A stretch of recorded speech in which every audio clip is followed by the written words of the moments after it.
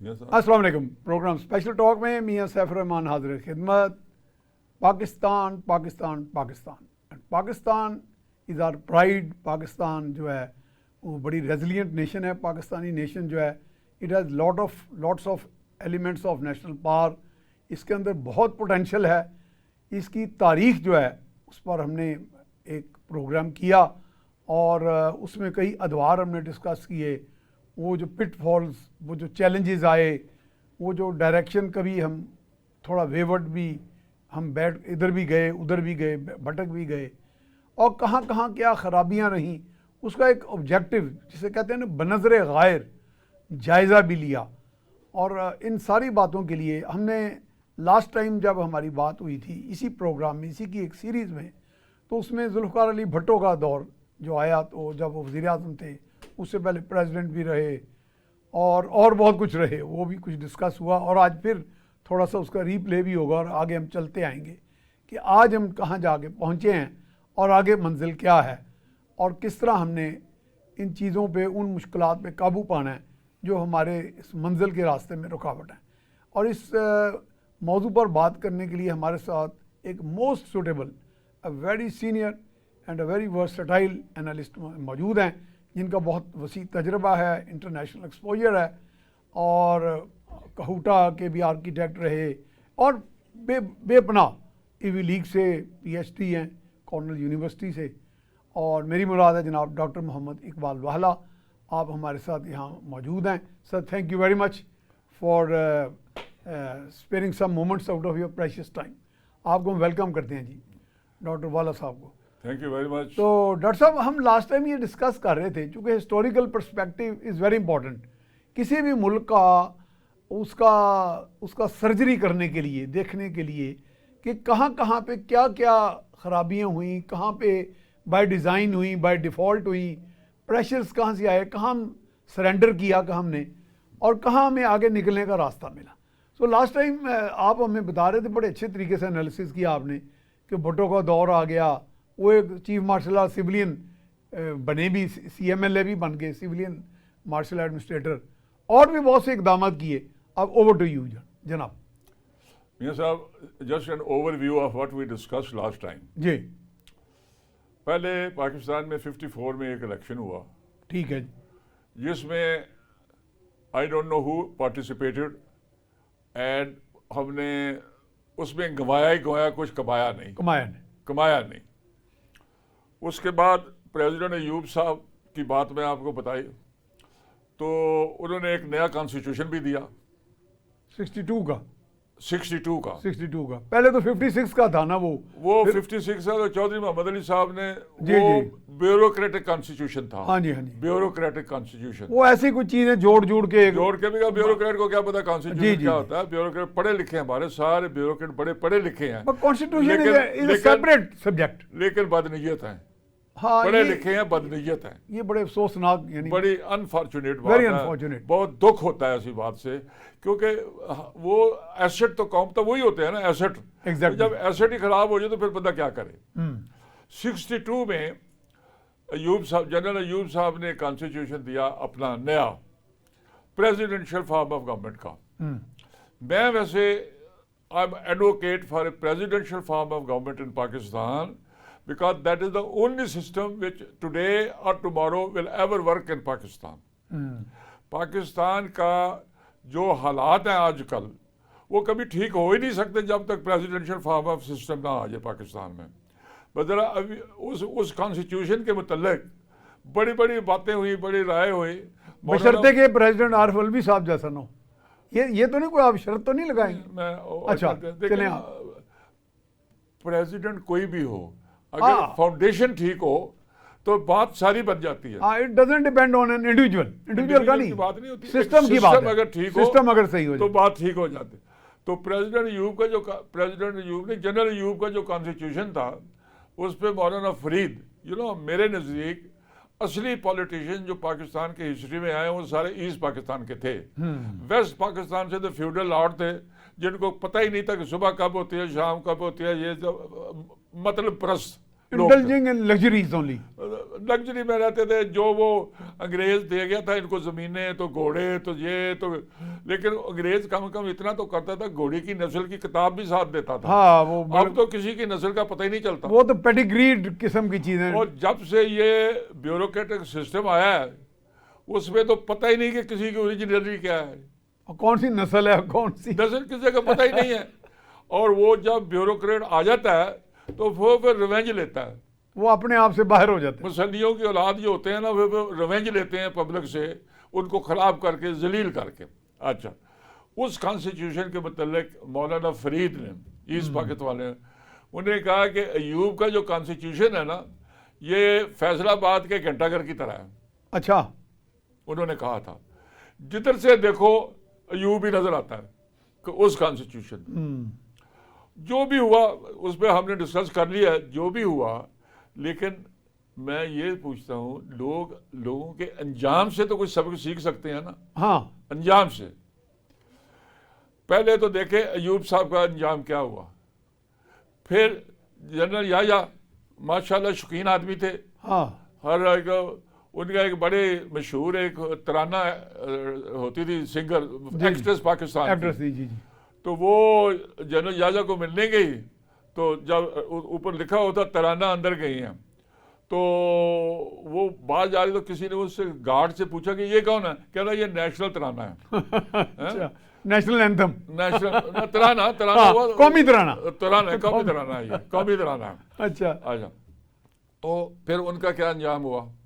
As a result general Ayub और general याया खान ने कब्जा किया उनके पास। क्या किया, हमने अपना आधा मुल्क गंवा दिया। मेरे एक दोस्त थे मोहम्मद, जर्नलिस्ट। अच्छा, जर्नलिस्ट फ्रॉम ईस्ट पाकिस्तान। अच्छा, क्या नाम था? साले मोहम्मद। साले मोहम्मद इधर पाकिस्तान में रहे हैं वो आके। हाँ, हाँ। भुट्टो साहब ने जब ईस्ट पाकिस्तान जब जा रहा था तो उसके लिए स्पेशल जहाज भेजा। वो पहले एक और मुल्क में गए, फिर वो पाकिस्तान में आए, और भुट्टो साहब ने उसको कहा कि यार मैं तुम्हें एम्बेसडर बना देता हूँ, फ्रांस में जाओ, मज़े करो। उन्होंने कहा जी नहीं, मेहरबानी करें, मेरे 7 बच्चे हैं, तो मैं खाना कहाँ से खिलाऊंगा, मैं इधर बिजनेस करूंगा और काम करूंगा। साले मोहम्मद इधर बहुत ग्रेट आदमी थे। तो हमने क्या कमाया, 2 मार्शल लॉ की हुकूमतें आई, हमने क्या कमाया, आधा मुल्क गवाया। और साले मोहम्मद ने मुझे बताया, वो ईस्ट पाकिस्तान में नंबर 1 जर्नलिस्ट थे। अच्छा, उन्होंने मुझे बताया कि मैं अंडर ओथ कह सकता हूं कि इन जर्नलों ने जानबूझ के ईस्ट पाकिस्तान को ज़ाया किया, जानबूझ के इन्होंने गंवाया है। ये बातें करते थे कि ये हमारे लायबिलिटी है, वो लायबिलिटी कहते थे। लायबिलिटी, उनके बहुत करीबी लोग कहते हैं कि वो लायबिलिटी। और जो ब्यूरोक्रेट थे वो तो जिसकी पोस्टिंग ईस्ट पाकिस्तान में हो जाती थी ना, वो जितना देर वहां रहता था वो कोशिश करता रहता कि जल्दी मेरी ट्रांसफर वापस आ जाए। ये हमने ट्रीट किया। हमने ईस्ट पाकिस्तानियों को, वो हालांकि आबादी के लिहाज से वो ज्यादा थे, हमने कभी भी ईस्ट पाकिस्तानियों को बराबर नहीं समझा, कभी भी। तो उसका रिजल्ट क्या हुआ कि वो हमसे अलहदा हो गए। अच्छा ठीक है, वो बड़ी दुख की बात थी, बड़ी परेशानी की बात थी। उसके बाद आप हैरान होंगे कि ईस्ट पाकिस्तान जा चुका है और GHQ में मीटिंग हो रही है कि एक दफा फिर मार्शल लॉ लगा दें। General Umar was the leader कि फिर एक दफा मार्शल लॉ लगा दें। वो अल्लाह के शुक्र है, वो उनको मौका ही नहीं मिला। लेकिन उनका प्लान ये था कि भुट्टो वापस आ रहा है ना यूनाइटेड नेशन से, तो उसको मार देंगे, भुट्टो को मार देंगे एयरपोर्ट पे।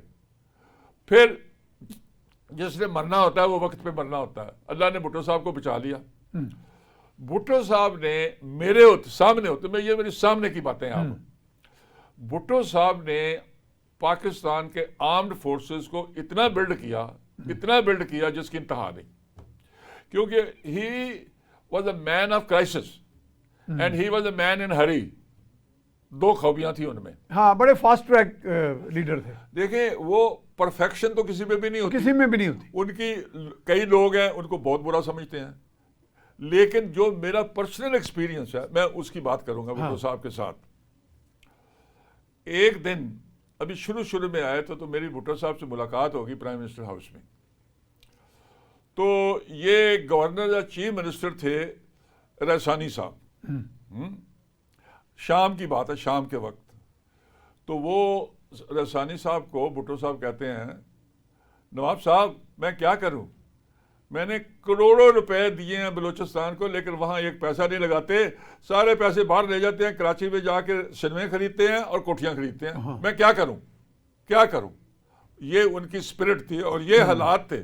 मेरा भी पता, मुझे खुद यकीन है, मैं बलूचिस्तान से काफ़ी वाकिफ हूँ। हाँ, मैंने भी ये चीज़ें देखी हैं। वहाँ कॉन्सेप्ट ही नहीं है कि मुल्क का कुछ करना है। हाँ, वो सारे जो सरदार हैं, सरदार है, वो लोगों को तो वो कुत्ते बिल्ली समझते हैं। अरे वो उनकी अपनी जात ही सबसे इम्पोर्टेंट है। जात सब कुछ है, वो किसी इंसान को इंसान ही नहीं दे आर समझते। Not bothered. तो उसकी तो बात छोड़ें, मैं with reference to the future ये बात कर रहा हूँ कि अल्लाह हमारे साथ क्या करेंगे।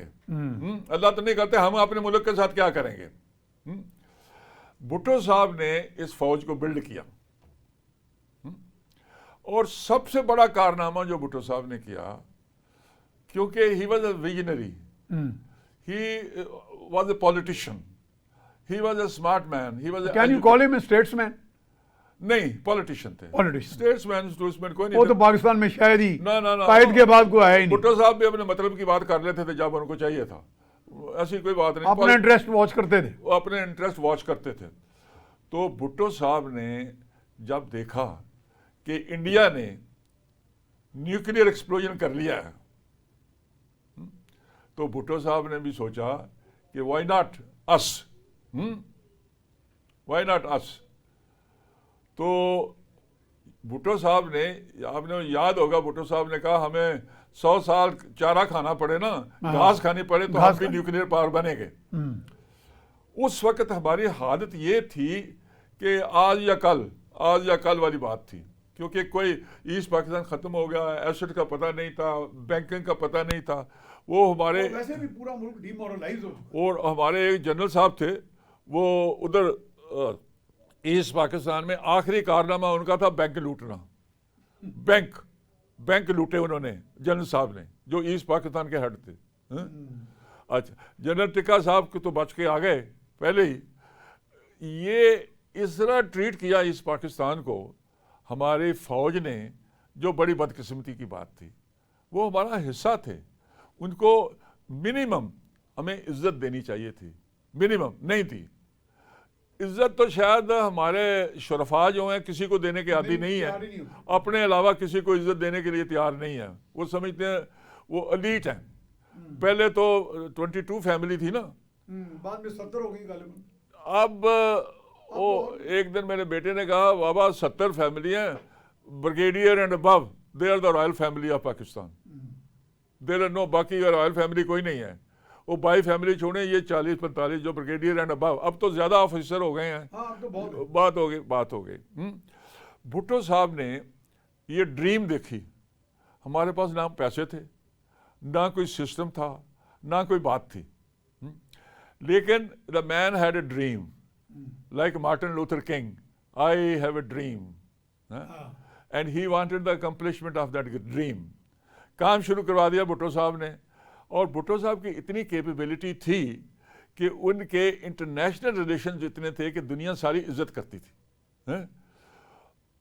काकड़ साहब, जो आजकल काकड़ लकड़ी, हमारे पंजाब में काकड़ लकड़ी को कहते हैं, सूखी हुई लकड़ी को, तो वो ये काकड़ साहब, अभी ये OIC हुई की मीटिंग हुई है एक, उसमें भी बाकी सारे लोग हैं। काकड़ साहब कहते हैं मैं भी गया था, किसी ने पूछा ही नहीं कौन है। लेकिन उस वक्त भुट्टो साहब की इतनी थी कि सारे कदाफी साहब and Saudi Arabia and UAE, Sheikh Zayed was the greatest supporter of Pakistan. Badshah Faisal, he was a great supporter of Pakistan. Qaddafi, Colonel Qaddafi, he was a great supporter of Pakistan. And Bhutto Sahab made use of those remarkable contractions because of his intelligence. And he raised money. We had no problem in the implementation of Kahuta project. Kahuta project. मैं बदकिस्मत नहीं था, अल्लाह ने मुझे शुक्र दिया क्योंकि मैं PhD करके तो वापस आया था। I had the honour of coming, और अल्लाह ताला ने किया कि मुझे कहूटा का डिज़ाइनर सेलेक्ट कर लिया गया।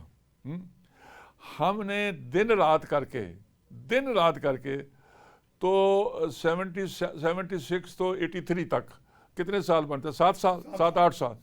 साथ 7-8 साल में we became a nuclear power. I design the whole project. Doctor Khan and general Zahid Ali Akbar. General Zahid Ali Akbar साहब बाद में कई ओहदों पे रहे हैं। लोग बड़ी बातें करते हैं, मैं तो जो पर्सनल एक्सपीरियंस है मेरे नज़दीक, अगर जनरल जाहिद अली अकबर कोहूटा के डीजी नहीं होते तो कोहूटा बनता ही नहीं। He was such a honourable man.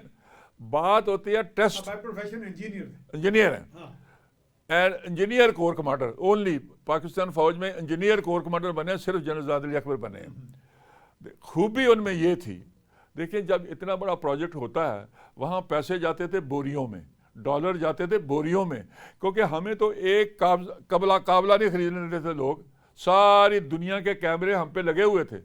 हम एक नट जो आम सड़क पे पड़ा होता है वो नहीं खरीद सकते थे, और बोरियों में डॉलर जाते थे। बोरियों में कोई PC-1 नहीं बनता था, कोई PC-1 नहीं बनता था बोरियों में। और उन दिनों पेपरा रूल्स भी नहीं होते थे। कोई वो तो पेपरा वैसे भी रूल इसको अप्लाई नहीं करते ना ऐसी नहीं, इस ऐसे प्रोजेक्ट को पेपरा रूल क्या बनाने तो भी हैं? रूल्स तो भुट्टो साहब ने इसको फैसिलिटेट किया। How you kept it confidential through out confidential देखिए जी, कॉन्फिडेंशियल पहले पाकिस्तान के चंद लोगों को पता होगा उसको। शुरू में गलती होगी कि ऑर्गेनाइजेशन का नाम रखा गया स्पेशल वर्क्स ऑर्गेनाइजेशन। जिससे जो भी देखता है तो स्पेशल वर्क्स का क्या मतलब है। उसके बाद समथिंग स्पेशल उसके बाद उसका नाम बदल दिया गया सिविल वर्क्स ऑर्गेनाइजेशन, नाम बदल दिया गया, और उसका नाम रखा गया खान लेबॉर्ट्रीज। खान प्रोजेक्ट का नाम था Khan laboratories, AQ Khan laboratories. अच्छा, तो व्हाट आई मीन टू से कि इट इज ओनली भुट्टो साहब जो इस चीज़ को कंप्लीट करवा सकते थे। मैं आपको बताऊं उसके लिए टीम, मैं I don't like general Ziaul हक एट ऑल, क्योंकि जनरल ज़ियाउल हक झूठ बहुत बोलते थे, बहुत झूठ बोलते थे। मैं उनको कहता हूँ अमीरुल मुनाफिकीन। जब किसी का अंजाम होता है ना, अंजाम, उससे हमें सीखना चाहिए। एग्जैक्टली और अयूब का और याह्या खान का क्या इंतजाम हुआ? अयूब के लोग कुत्ता कहते थे, याह्या खान को दफनाने के लिए कोई नहीं जाता था। हाँ, फौज का एक रिवाज है, फौज का एक असूल है, जो ठीक है, जो भी सिस्टम आपने वो ऑनर के साथ वो करते हैं। आ रही है। लेकिन बात है लोग, अवाम, दुनिया क्या सोचती है। जी, जी। अंजाम ये हुआ। अच्छा, coming back to Kahuta nuclear power.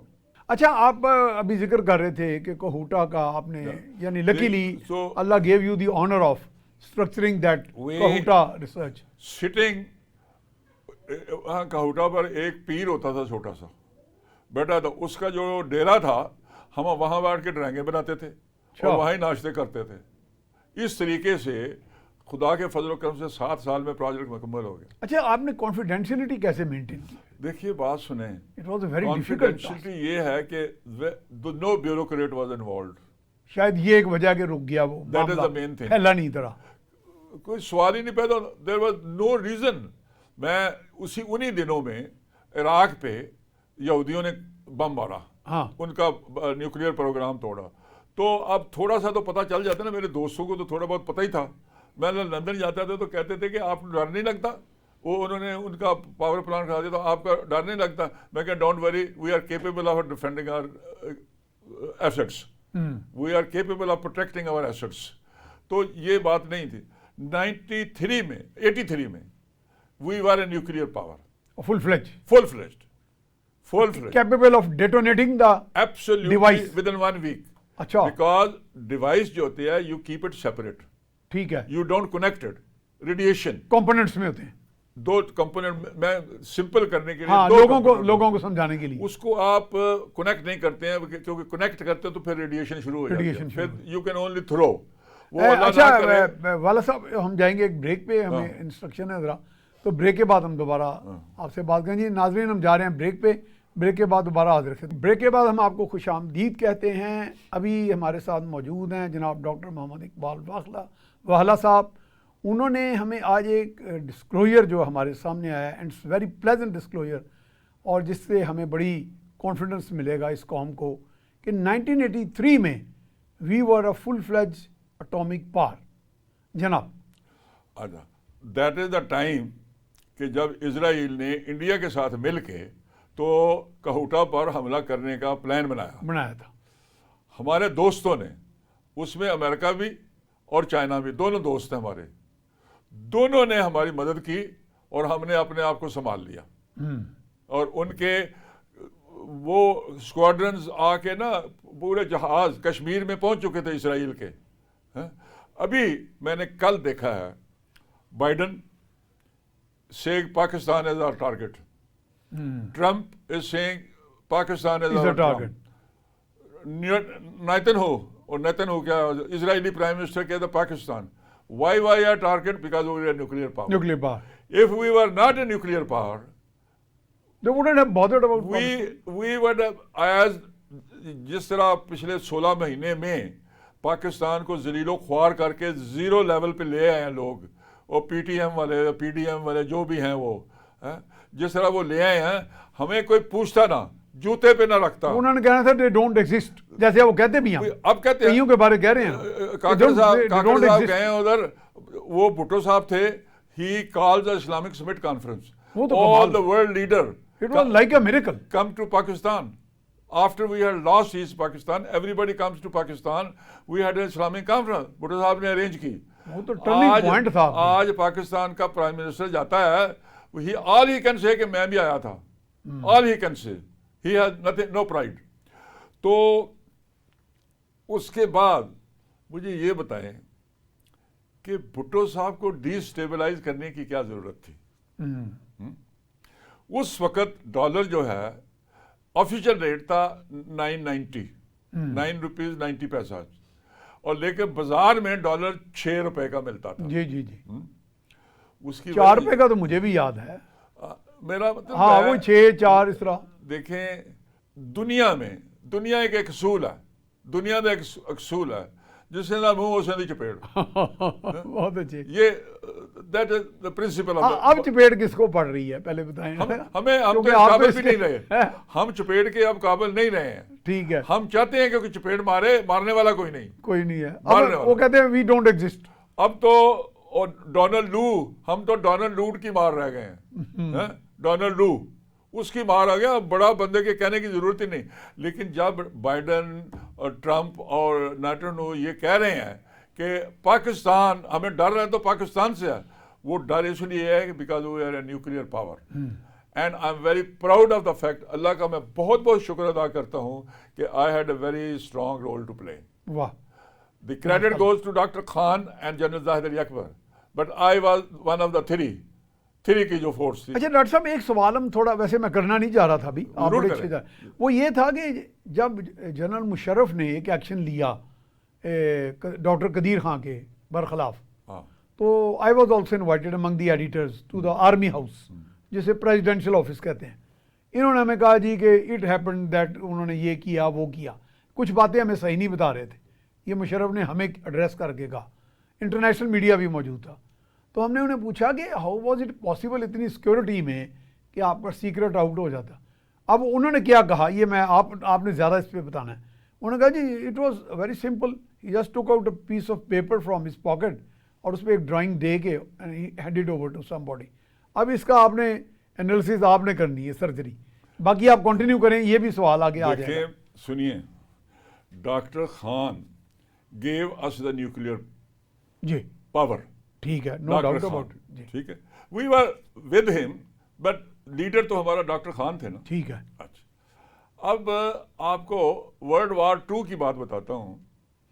2 Japanese जो शिप थे, उनकी जो चिमनी में छलांग लगा दी। हाँ, सुसाइड बॉम्बर्स थे वो। जब कौमों को जरूरत पड़ती है तो कुछ लोग होते हैं, उन्होंने शहीद होना होता है।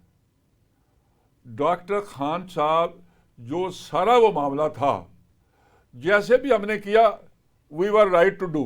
जो भी डॉक्टर खान ने किया ना, we have every right to do. If America has it, if everybody else has it, why can't we have it? We have also the right to do the same things. ठीक है, same thing.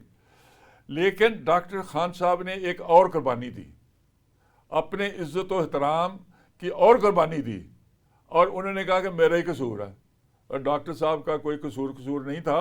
वो वो उन्होंने कौम को एक थोड़ा कौम को एक और तोहफा दिया, एक तोहफा दिया, एम्पावर किया, अपनी जान पे खेल के, अपनी इज्जत पे खेल के। और किया। ये आपने बहुत अच्छी बात की कि लोगों के जहनों में ये बात अटकी हुई थी, ये आपने ये क्लैरिफाई कर दिया ना पॉइंट। वो बिल्कुल उन्होंने किया जैसे जापानीज चिमनी में कूद गए थे ना, हाँ। डॉक्टर खान साहब भी चिमनी में कूद गए। वो हारा कीरी पता नहीं क्या कहते थे उसको अच्छा। हाँ जी। अब जो जरा हमारे हालात थे उसकी एक छोटी सी मिसाल आपको देता हूँ। भुट्टो साहब के पास जब ये प्रोग्राम लेके जाते थे ना कोई काम,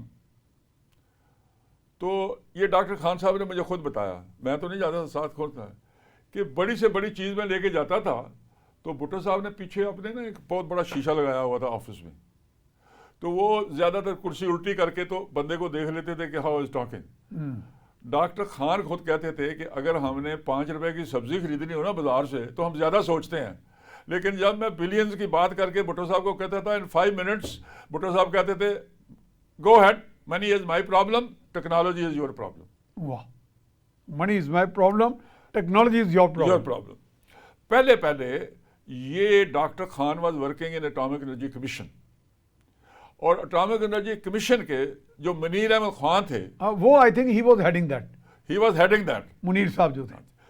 जाहिद अली अकबर की भी अपॉइंटमेंट हो गई, डॉक्टर खान की भी हो गई, लेकिन प्रोग्राम ये है उसके मतलब डॉक्टर खान कहते थे, जनरल जाहिद अली अकबर कहते थे the prime minister wants the bomb yesterday, मतलब इतनी जल्दी में प्राइम मिनिस्टर कहते हैं मुझे बॉम्ब चाहिए, लेकिन वो मुनीर अहमद खान तो हमें अपॉइंटमेंट ही नहीं देता। एंड आई टेल यू, ये फैसला भी अगर भुट्टो साहब ना करते तो कभी बॉम्ब ना मिलता, कभी भी ना बनता। 5 मिनट में उन्होंने कहा okay you leave it to me.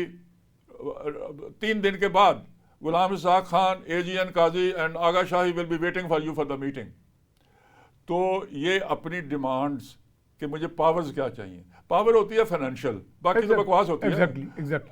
Power is only financial power. तो ये गए डॉक्टर खान एंड जाहिद अली अकबर साहब, जाहिद अली अकबर ने प्रेजेंटेशन दी गुलाम शाह खान, तो गुलाम शाह खान कहते हैं ब्रिगेडियर साहब आपका दिमाग ठीक है, ये पावर तो हमने प्राइम मिनिस्टर भी नहीं दी हुई।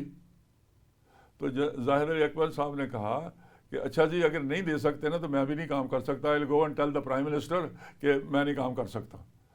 तीनों ने फौरन साइन कर दिए, तीनों ने।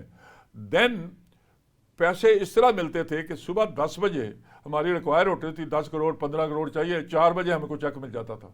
4 बजे, you know the government system कि महीने तक जिलो ख्वार करते रहते हैं, 5 लाख का बाद में भी पता चलता है कि अभी पैसे नहीं है, पैसे नहीं सब कुछ होता है, लेकिन बदनीति। अच्छा, इस तरीके से भुट्टो साहब ने किया, और इसकी सीक्रेसी आपने मुझसे सवाल पूछा कि सीक्रेसी कैसे, असल तो वो चीज है।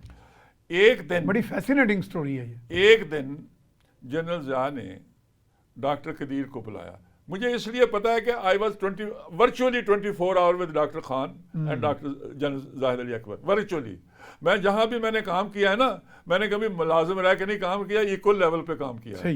अच्छा, तो एक दिन जनरल ज़ियाउल हक ने डॉक्टर खान को बुलाया और एक बात की, और ये कहा कि ये आरफ को और गुलाम शाह खान को पता ना लगे। General Arif was acting as a prime minister, Ishaq Khan was everything in the country, France का हेड था, लेकिन जनरल ज़ियाउल हक ने उनको कहा कि इन दोनों को पता ना चले इस बात का। तो आप देख रहे हैं कितनी सिक्योरिटी की ज़रूरत थी, और उसका good care was taken, good. जिसकी जिम्मेदारी थी, मेरे पास सारे प्लान थे, किसी की मजाल है उसकी कोई एक लाइन भी कोई देख ले। ये अल्लाह ताला ने जब आपको इज्जत देनी होती है तो फिर अल्लाह ताला आपको जुर्रत भी देते हैं, हिम्मत भी देते हैं, सब कुछ देते हैं, वो पैशन भी आ जाता है। अच्छा, लेकिन हमने भुट्टो साहब के साथ क्या किया, दैट्स वेरी अनफॉर्चुनेट। अमेरिकन जो हैं वो उनकी अपनी, they work like elephant, they don't forget and they don't forgive, they like this. तो उनका कोई भी इंटरेस्ट हो, दे नेवर वांटेड, आज जो चला रहे हैं ये तीनों जो चला रहे हैं हमारी न्यूक्लियर पावर की वजह से ना। अगर हमारे पास न्यूक्लियर पावर नहीं होती, अगर न्यूक्लियर बम नहीं होता, तो हर बंदा हम पे सवारी करता। तो रैंड से कर जाते आपको। हाँ, रैंड से कर। और ये इंडियन अनफॉर्चुनेटली कहते हैं ना, you don't choose your neighbour. हाँ, लेकिन हमारा तो बहुत ही नेबर दोनों तरफ कमीने हैं। एग्जैक्टली। हम क्या करते, ईस्टर्न वेस्टर्न दोनों फ्लैंक्स आपके। हमारी प्रोटेक्शन जो है वो न्यूक्लियर पावर है। न्यूक्लियर पावर उसको इस्तेमाल तो नहीं किसी ने करना, अल्लाह ना करे कि हमें ज़रूरत पड़े, लेकिन है तो सही ना।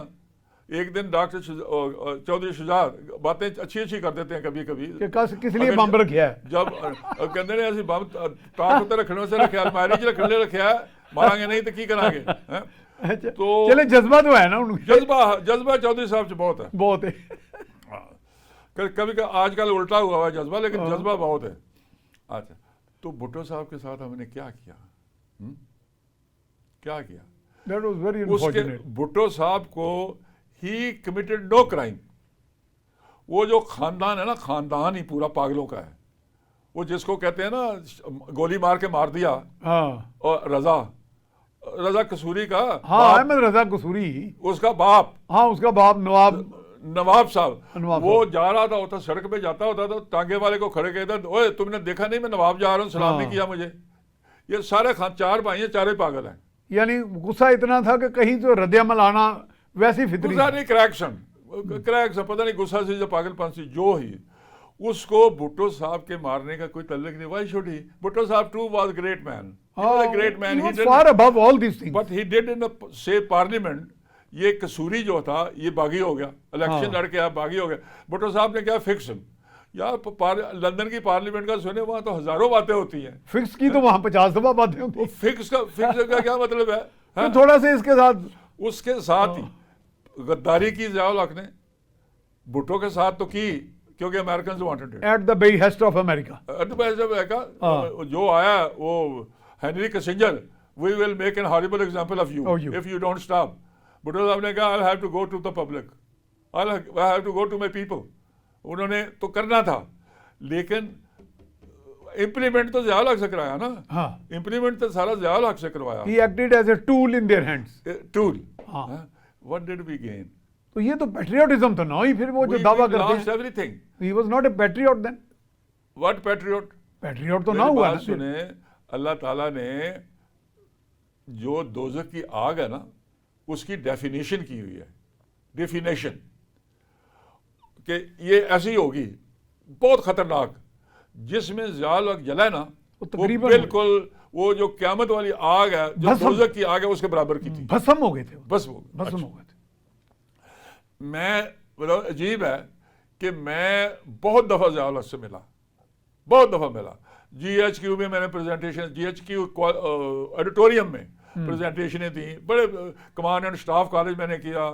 ये जो यूरेनियम एक्सट्रैक्शन प्रोजेक्ट है वो मैंने किया, कहूटा के बड़े प्रोजेक्ट किए फौज के। और मैं GHQ में जाता था, एक प्रोजेक्ट के लिए मुझे 3 मिलते थे। लेकिन मैंने उसी वक्त 2 आर्टिकल भी लिखे, बिकॉज आई लव्ड भुट्टो साहब। Just not, I had nothing to do with him. I had met You him. might have felt a lot of pain when he was hanged. It was very wrong. It was very, very wrong. He had committed no crime. He had no crime. अब मैं क्या हाँ, करूं? इख्तलाफ होना और बात है। अगर मेरा किसी से इख्तलाफ है तो उसको एलिमिनेट थोड़ी कर देना चाहिए। उसमें भुट्टो साहब की भी गलती थी। भुट्टो साहब फेल्ड एज ए पॉलिटिशियन। हाँ, he took it too easy, over confident भी थे शायद। देखें, जब मरी में ज़ियाउल हक भुट्टो साहब को मिलने गए हैं, बिल्कुल। उस वक्त तक Ziaul Haq was still obedient to him. हाँ, Obedient to him. सलूट वगैरह भी मारते थे। सलूट हाँ। मारा। अच्छा, भुट्टो साहब ने क्या गलती की? भुट्टो साहब ने वो बात करते करते कहते हैं there are 11 graves and 11 generals you will go into the graves. हाँ, ये वो ज़ियाउल हक ने आके GHQ में कहा, दसो वो तो ले चला हमें सबको। वो तो 11 करावे। तो उन्होंने सारे जनरलों ने फैसला किया फिर एक ही ग्रेव में भेजो, वाह, हम तो नहीं जाएंगे। हम तो नहीं जाएंगे। It was his own mistake. It was his own mistake. He should have not done it. He should, in my He opinion, should have kept calm. in my opinion, he was a great man. He was a wonderful man. He was a capable man. He was an intelligent man. But he should have played politics. Politics का check सिर्फ मरी में आया था, मरी में। अगर मैं भुट्टो साहब की जगह होता ना तो मैं कहता like I am so proud of you, you impose martial law, now I have decided after the election I am going to appoint you president. उसके बाद जो मर्जी करो, पहले मौके पर तो लाना। जब यू आर इन दिनों अगर आपको भुट्टो साहब मिल जाते तो शायद थोड़ी सी अकल आ जाती। इस मामले में पूछा करते तो मैं यही कहता, वो चढ़ा दो, आसमानों पे चढ़ा दो, उसके बाद जहां मर्जी फेंक लेना। अच्छा, हमने क्या भुट्टो साहब के दिया। फिर जो जनरल ज़िया का अंजाम हुआ, 9 या 10 साल उन्होंने हुकूमत की ना। हाँ। हमारे पास एक गहना होता था, गहना पंजाबी में कहते हैं ना, गहना, एसेट। मोस्ट प्रेशियस हमारे पास गहना एसेट था, हमारा रिलीजन। हमारा रिलीजन, ज़ियाउल हक ने हमारा रिलीजन भी खत्म करवा दिया, रूइन कर दिया, तबाह कर। मैं रेगुलरली मस्जिद में जुमे की नमाज पढ़ने जाता था। बिलीव मी, ज़ियाउल हक की वजह से हमारी मस्जिदों में आधी आबादी हो गई थी। हाँ। कि अगर हर बंदा, ये बंदा सुबह से लेकर शाम तक झूठ बोलता है, और अगर ये मुसलमान, ये हमें मुसलमान करने आया। अब मैं उनकी 2 मिसालें बताता हूँ। जो रेफरेंडम में जो उनका था वो भी तो देखे ना, वो तो कि अगर आप इस्लाम की तरफ हैं तो मेरी तरफ हैं। हाँ, अगर आप मुसलमान हैं तो मैं प्रेसिडेंट हूँ, तो मैं प्रेसिडेंट हूँ। तो वे अभी भी यही हो रहा है ना। How can you claim to be, अभी भी सेल्फ राइचियसनेस है ना ये तो। अब ये है कि अगर आप पाकिस्तानी हैं तो हमारी मर्जी का प्राइम मिनिस्टर, अभी वही हो रहा है, अब भी वही हो रहा है, हो वही रहा हो बिल्कुल उसी तरह, नाम मुख्तलिफ है। Modus operandi. तो जनरल ज़िया की मैं बातें बताता हूँ मजेदार। हाँ। इंडिया गए, देखें खुददार अफसर होते हैं, बड़ी मुश्किल से ऑनेस्टली जिंदगी गुजारते हैं। दिल्ली गए, उधर सफारत खाने, तो बातें करते करते कहते भाई जरा ईमानदारी से काम किया और रिश्वत ना लिया करो। जनरल साहब ने बात की तो एक अफसर था, उसको बुरा लगा, उसने कहा जी यहाँ कोई रिश्वत नहीं देता। तो जनरल साहब कहते हैं अच्छा मैं हैरान हूँ, पाकिस्तानी हो गए तुम रिश्वत नहीं देते हो, कमाल है। और ये शर्मनाक मीडिया ऑफ पाकिस्तान का, उस वक्त ये टीवी नहीं होता था। हाँ, उसमें सिर्फ प्रिंट मीडिया था। प्रिंट मीडिया, हर अखबार के पहले पेज पे ये खबर छापी, किसी ने ये कंडेम नहीं किया। उसके मुकाबले में अमेरिका जैसी, हम मिसालें बड़ी फन्ने खाएं। हाँ। ये तो एक करेक्टर के लोग हैं। मैं कहता हूँ, एक मिसाल आपको देता हूँ, अमेरिका में प्राइमरीज होती हैं, president candidate, Romney, he was a governor of Michigan, governor of Michigan. अच्छा sir, can you speed up, winding up अगर हो जाए तो। हाँ जी प्लीज। वो गवर्नर थे मिशिगन हाँ। के, वो उनको भेजा गया, प्रेसिडेंट ने भेजा कि जाओ वियतनाम में देखे बड़ी मार पड़ रही है, जरा पता करके तो आओ। वो वापस आए, he was winning, he was a Republican candidate, वो 1-2 प्राइमरी जीत चुके थे। उन्होंने जब जर्नलिस्ट ने पूछा governor how was your visit, उन्होंने कहा we were brainwashed on that word, 3rd primary में he was defeated. That is the character of the people. And thank you very much for giving such your precious time. तो बहुत शुक्रिया। तो जनाब आपने ये सारी बातचीत सुनी कि पाकिस्तान की जो history in its true perspective आपके सामने रखी गई है, और सबसे जो इंटरेस्टिंग डिस्क्लोजर आज सामने आया है दैट इज़ कि 1983 में Pakistan was a full fledge nuclear power, और नंबर 2 कि जुल्फ़िकार अली भुट्टो जो उस दौर के प्राइम मिनिस्टर थे, तो उन्होंने कोई क्राइम नहीं कमिट किया था। हमारे एनालिस्ट जो हैं आज उन्होंने ये कहा कि no crime was committed by him and we destabilised him and lost such an asset. तो ये वाक़तन अगर इन चीज़ों से हमने जो लेसन लर्न करना है वो यही है कि हिस्ट्री जो है ना, उससे बड़ा कोई टीचर नहीं है, और हिस्ट्री से अगर हम लेसन लर्न करेंगे तो हम आइंदा के लिए अपनी सही डायरेक्शन सेट कर सकेंगे। इसके साथ ही अपने मेज़बान मियाँ सैफ रहमान को इजाज़त दीजिए। अल्लाह निगहबान।